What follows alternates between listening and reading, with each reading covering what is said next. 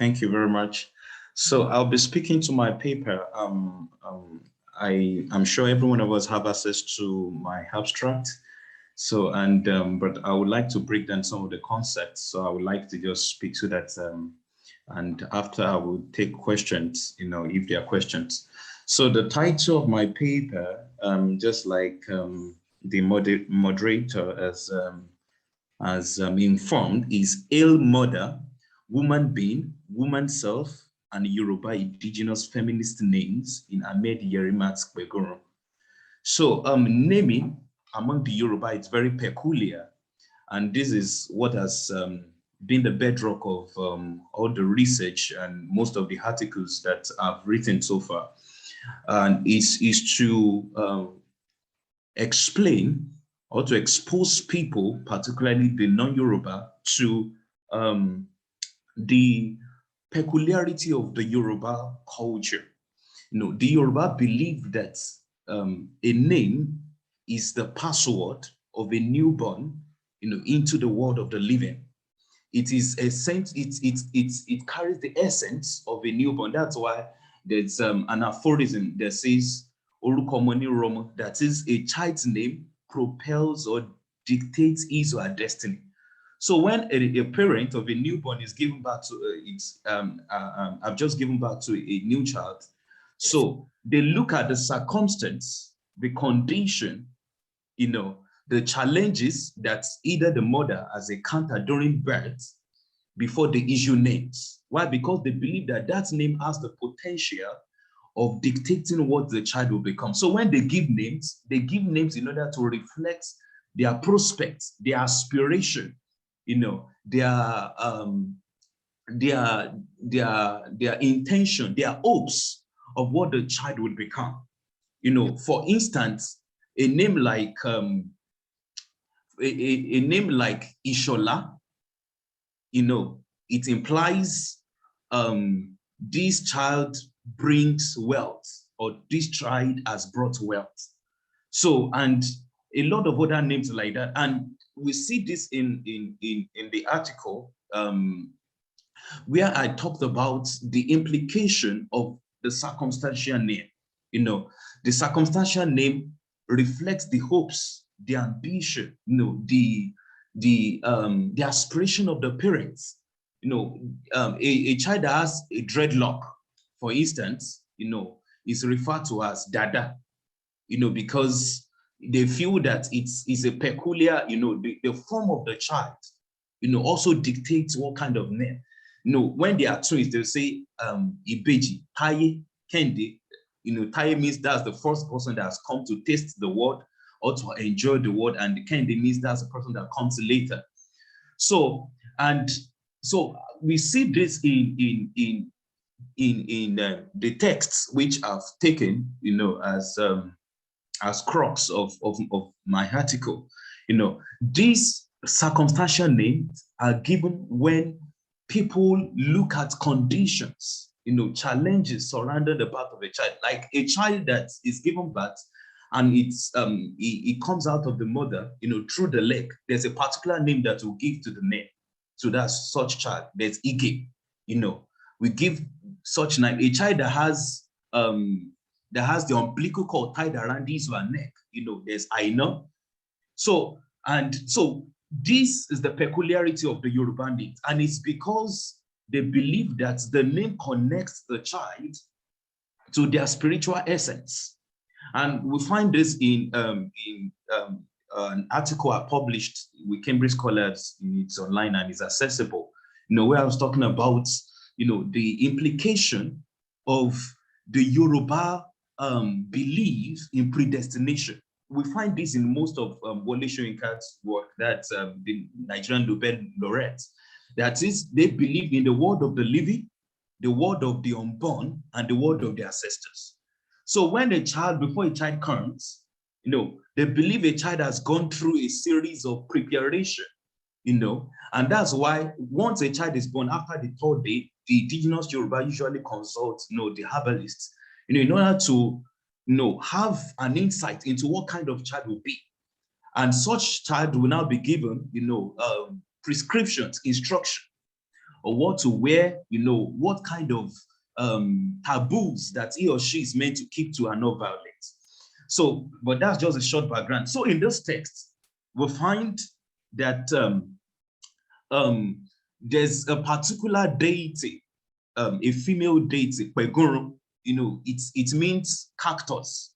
That's the English version of the name cactus.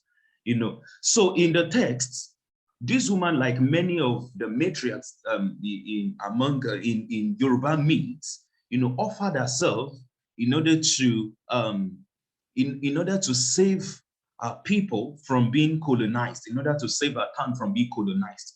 However, she struck a deal with the people of the town that every year she's meant to be commemorated. We find such myths, even among the people of Ile-Ife in southwestern Nigeria.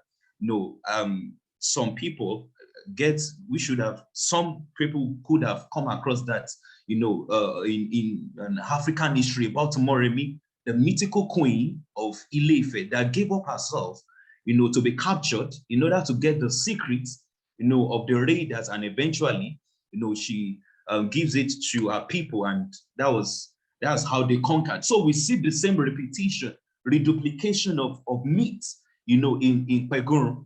And actually, Pegunrun, or this text, is a reduplication of myths among the people of Owo in Odo State, Nigeria. It's a town in southwestern part of Nigeria, and one of their king, who happens to be their former king, had a woman, a mysterious wife, and she had supernatural powers. So, but however, after the marriage, of course, in a polygamous setting, the other wives, they brought out her secrets, just to mock her. And because of that, unknowingly, she left the palace and went into the forest.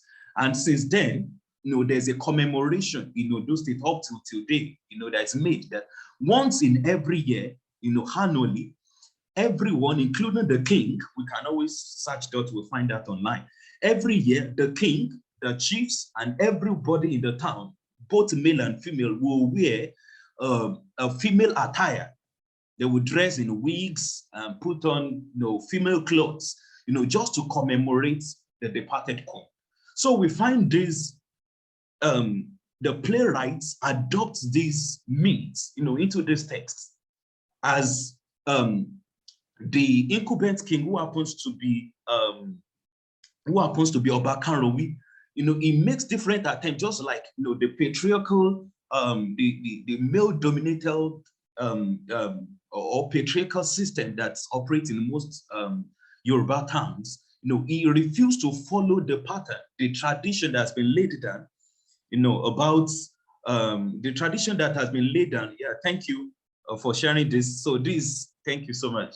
So we can gain more insights, particularly for non-Yoruba, into this article. So we find some of these articles online, and they are quite accessible. So when we read this article that's been posted, which I presented for the Society of Names for Britain and Highland, NSBI past conference, we see the breakdown of some of these names, the circumstantial name which I've talked about. So the king, who happens to, he felt that it was humiliating, to wear a female clothes or a female attire to commemorate this departed matriarch or goddess. So, and as a result of that, he refused to align with the demands of the women.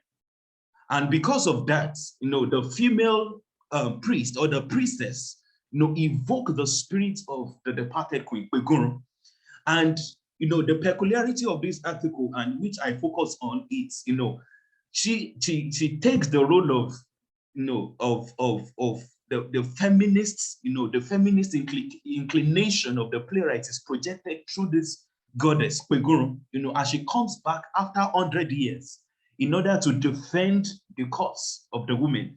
And that's why we'll find a particular name, Abidemi, in this text, who happens to be like, she plays the role of Abidemi, means the child has been born, to wait for me. The child was born in waiting for me. Like most of the time, the Yoruba give a child, a female child or a male child, such name when the father is absent, during the birth or during the conception of the child. So Abidemi, the child has been born to wait for me. So in this text, Abidemi, who happens to be a female, plays the role of plays the role of a medium in order to convey the message, of this departed goddess, this Pegunrun, as she speaks in order to present her cause, to the king, and to defend the cause of the women.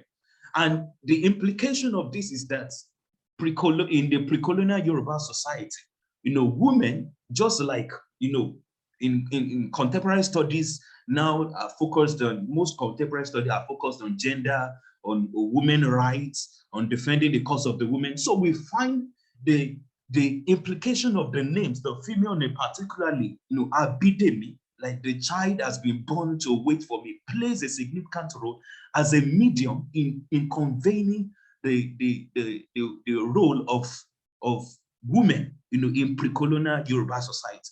That is, women are not second class. They are important. They have a major role. They have main roles to play, in the social and economic and political development, of society. And apart from this name connected to the goddess plays the role of a defender, for the cause of women. Pegunrun means captors, and just like the dynamic roles or the dynamic nature of Yoruba goddesses. At times, there are times like they are shown to be modeling, but at the other times they are shown to be malevolent, particularly when taboos, or when some of their prescriptions or sacred, laws or regulations are being violated. And this is the major argument in this article, in order to show that gender, it's part of the Yoruba culture, and this text, including the names that we have in this text, points to the fact that the Yoruba people believe that women are important part of the community, So, and in the text, Pegunrun, the goddess of Ojebode, is invoked to avenge male trespassers, and mobilize community women against patriarchy. Abidemi, a circumstantial name denoting father's return, complements as a medium for the physical manifestation of the matriarch spirit. Pointedly, Yerima exploits the Yoruba philosophies on destiny, reincarnation, and retribution with specific reference to Pegunrun, the goddess of Ojebode, to undergird his feminist ideology, debunking women's subjugation through African feminist names. And that's the reason for the title, Hail Mother, Hail Mother, Womanbeing, Womanself, and Yoruba Indigenous Feminist names in Ahmed Yerima's Pegunrun. Just as I've explained initially, we find some of these names like Babatunde, father has returned. Iyabode, mother has returned. So these are names to show that a child, in fact, there are children that are born, among the Yoruba, that sometimes they have a feature. It could be their voice, it could be their look, it could be a mark that happens to be probably on the departed mother or the departed father that is now repeated, in the physical or in the physiognomy, of such children. And this is the argument that, the pre-colonial Yoruba culture believes in the significance of women. And we find the implication of this name, and some of these character names, particularly the name Abidemi, meaning the child has been born to wait for me, So after 100 years, this female or this lady becomes a medium in order to convey. So of course, as the play concludes, Pegunrun, kills the king that rebels against her, against the sacredness of the festival, where everybody including male and female, have to don on female attire, to celebrate the importance, of the sacrifice and, a contribution, to the institution of the community. So I'd like to stop here, just in case there are questions, so I can respond. Okay, there's a question. So please, I would probably seek your permission so people can access this article, the one that was sent by Evangeline Walker online that I presented with Ojebode. So it gives us a full insight into this particular for non-Yoruba. And then I also recommend my article. It's on the American Name Society website, named as National Archive. So we can get some of these the full background, or the background to some of these concepts that I've explained. So I have a question here.